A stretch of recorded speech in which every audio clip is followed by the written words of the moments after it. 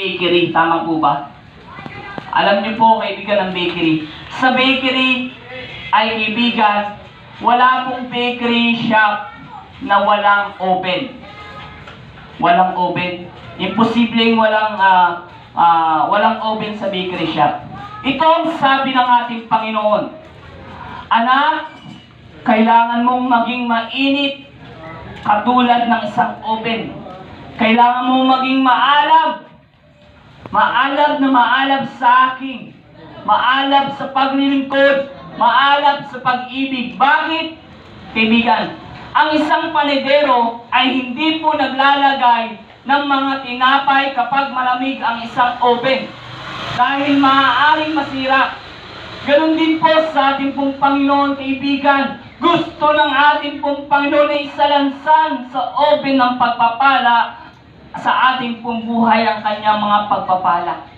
Kaibigan, kailangan mo lang, kaibigan, paigtingin ang paglilingkod sa ating pong Panginoon. Kailangan mo lamang, kaibigan, na paalabin ang pag-ibig sa ating pong Panginoon. Dahil, kaibigan, maraming nang nakahanda ang Diyos na pagpapala para sa inyo.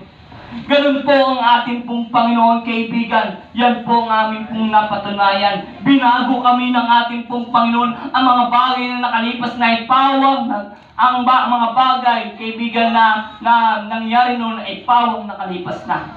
Ganyan ang ating pong Panginoon. Kaibigan, sa oras na ito, hindi ko na po papakabain pa. Marahil naririnig mo ang pambalakas tinig na ito. Marahil, kaibigan, kinakausap ka na ng ating pong Panginoon. Kaibigan, sasamahan kita sa isang panalangin. Isang payak na panalangin na merong kaseryosohan. Dahil, kaibigan, hindi nagbibiro ang Diyos.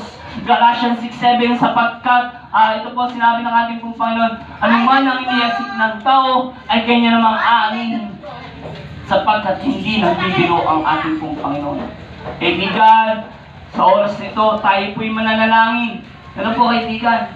Hindi po namin kayo inaaway, malakas lang po ang boses namin, no?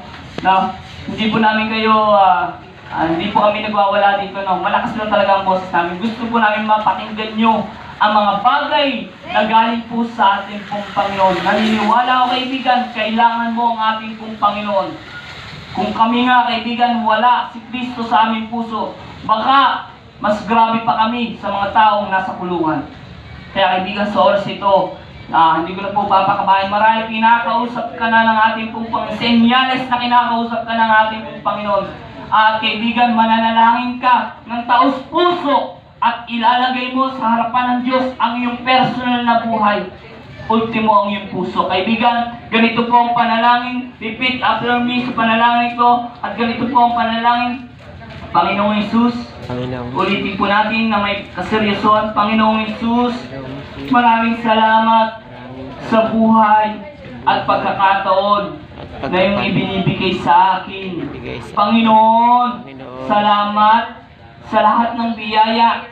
Ito man, Panginoon, ay aking nakikita o hindi.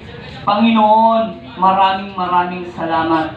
Humihingi na rin ako, Panginoon, ng kapatawaran sa lahat ng aking mga nagawang kasalanan sa iyong harapan.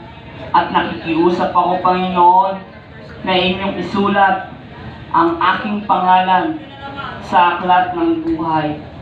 Tulungan mo ako, Panginoon, sa aking pong personal na buhay, sa aking mga problema, at gayon din, Panginoon, sa aking mga plano pa sa aking buhay.